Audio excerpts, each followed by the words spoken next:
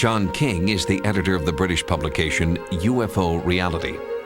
For someone who is completely convinced by the military explanation that all UFO reports can be either put down to fantasy, natural phenomena, or a sighting of some or other military experimental aircraft, I would just remind them of the hundreds and hundreds and hundreds of reports over recent years of a massive black triangular aircraft that is reportedly the size of a football pitch.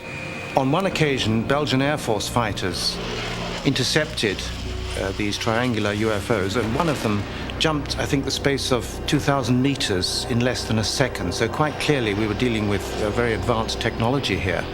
In Belgium, there were about 2,000 reports between 1989 and 1990.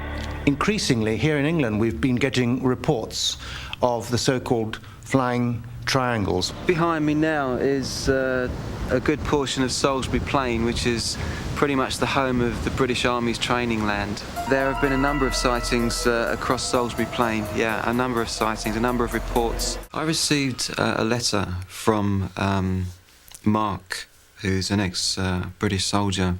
One night during the winter of 1989-1990, he'd been out on night manoeuvres on Salisbury Plain. So basically all it was about 3.5-4K march.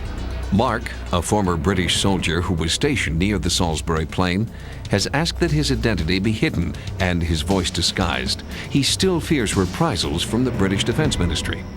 So Mark would have been hiking across this open piece of land, and as he approached this copse here, this wooded area here, we got to near the place where we were going to get picked up, and it was just off to our left. And then suddenly this massive craft appearing as if out of nowhere.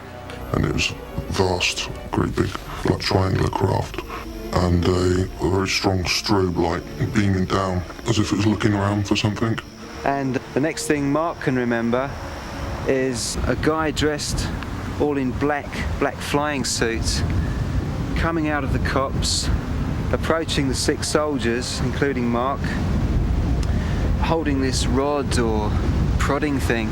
Felt like sheep getting penned in with this like cone of light around us, like almost a buzzing feel about it to your body. As he called it, bluish cone of light that eventually engulfed all 6 soldiers and kind of took over their minds. Very frightening experience. It's like you've got no control over it. Something's controlling you. You have no control over it at all. As the soldiers sort of woke up from this nightmare experience, they found themselves 600 meters off course over in this direction, wondering where they were and how on earth they got there. I still had this missing time, which was making me pretty agitated. The feelings that go through my head is I was a guinea pig. I'm really angry about it.